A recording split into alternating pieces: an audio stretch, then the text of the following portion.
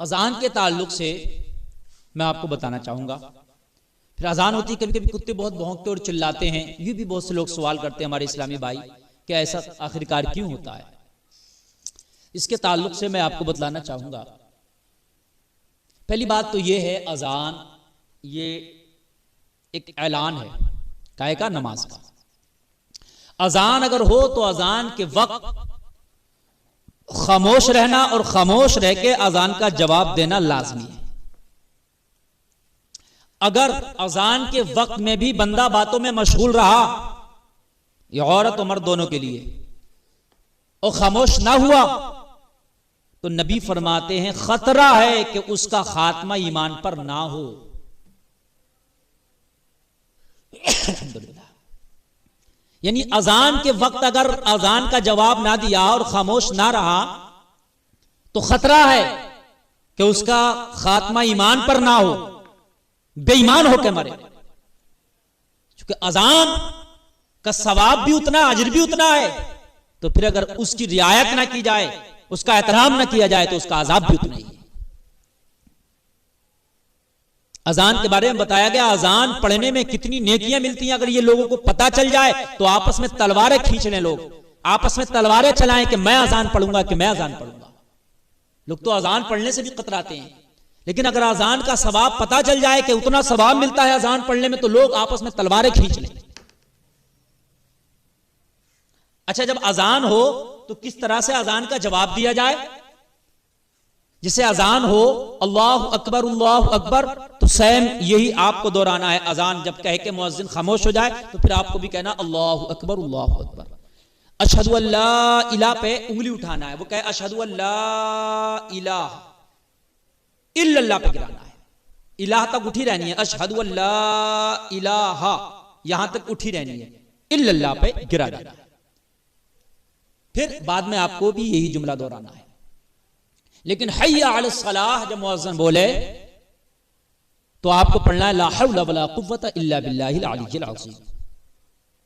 یا آپ اس طرح سے بھی کہہ سکتے ہیں، مؤذن کا حی علی الصلاح تو آپ اس طریقے سے بھی یعنی حی علی الصلاح بھی بولیں، آپ جواب میں کہیں حی علی الصلاح لا حول ولا قوت الا باللہ العلی العظیم. یہ بھی ایک طریقہ. ایسے ہی حی علی الفلاح پر جواب میں آپ لا حول پڑھیں گے، لا حول ولا قوت الا باللہ العلی العظیم. لیکن آپ یہ بھی کہہ سکتے ہیں جواب میں حی علی الفلاح لا حول ولا قوت الا باللہ العلی العظیم. پھر وہ اللہ اکبر کہے تو آپ کو بھی اللہ اکبر، لا الہ الا اللہ آپ کو بھی لا الہ الا اللہ کہنا ہے، اور اس کے بعد میں دعا آپ کو کہنا ہے جو اذان کی بات کی دعا، اللہم رب ہذہ الدعوۃ التامہ آخر تک. یہ دعا آپ کو پڑھنا ہے. تب تک آپ کو نہ کسی سے بولنا ہے، نہ کسی سے بات کرنا ہے. آپ کو خاموش رہنا ہے اور خاموش رہ کر کے اذان کا جواب دینا ہے. آئی سمجھ میں؟ دوسری بات، آج کا معاملہ یہ شہر میں یا گاؤں میں بھی کئی مسجدیں ہوتی ہیں اور کئی مسجدوں کی اذانیں ہو رہی ہوتی ہیں. تو پھر آدمی کس کس مسجد کا جواب دے اور پھر کب تک جواب دے گا؟ شہر میں تو آدھا گھنٹے تک اذانیں ہوتی رہتی ہیں، قریب قریب مساجد ہوتی ہیں. تو اس میں حکم یہ ہے کہ جو آپ کے قریب کی مسجد ہے، جو سب سے آپ کے قریب کی مسجد ہے، اس کے اذان کی آواز جب گھر پہ آئے تو آپ نے اس کے اذان کے جواب دینا ضروری ہے. پھر ساری مسجدوں کی اذان کی آواز دینا، اذان کا جواب دینا ضروری نہیں ہے. اس لیے کہ لاؤڈ اسپیکر آج کل لگے ہوتے ہیں، مائک میں اذان ہوتی ہے تو دور دور کی آوازیں آتی ہیں. تو آپ کے گھر کے قریب جو مسجد ہے، جو قریب والی مسجد میں اذان ہو رہی ہے، اس مسجد کا جواب دینا آپ کے اوپر لازمی اور ضروری ہے. باقی میں جو اذان ہو رہی ہے اور آپ کے پاس آواز بھی آ رہی ہے تو پھر اس کا آپ جواب دینا آپ کے اوپر ضروری نہیں ہے. یہ بھی خیال رکھیں. اب اذان ہوتی ہے تو حدیث شریف میں آتا ہے کہ جہاں تک اذان کی آواز جاتی ہے وہاں تک شیاطین بھاگتے ہیں. بلکہ یہاں تک آتا ہے کہ ریح خارج کرتے ہوئے، ہوا خارج کرتا ہوا شیطان بھاگتا ہے جہاں تک اذان کی آواز جاتی ہے. اس لیے تو حکم ہے جہاں پر آسے بھی کوئی اثر ہو وہاں پر اذان پڑھوائی جائے.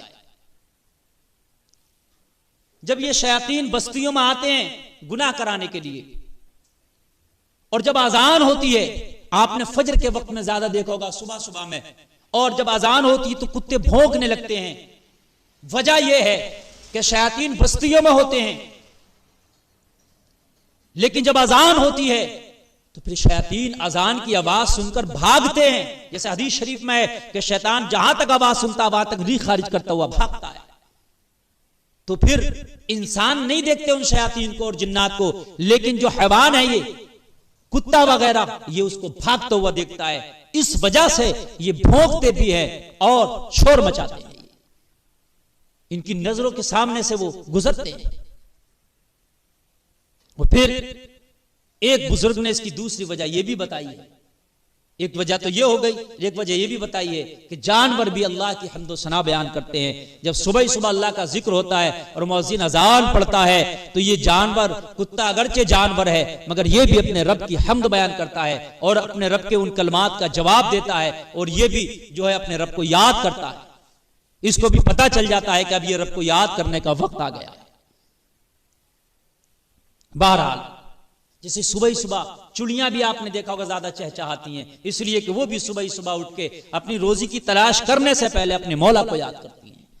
صبح صبح آپ دیکھنا درختوں پر پرندے بہت چہچہاتے ہیں، اس کی وجہ یہی ہے کہ وہ اپنا چگا تلاش کرنے سے پہلے، رب کی روزی دی ہوئی عطا کی ہوئی روزی کھانے سے پہلے وہ اپنے رب کا شکر ادا کرتے ہیں۔ لیکن ہم کتنے ناشکرے ہیں کہ ہم سوتے ہی رہتے ہیں۔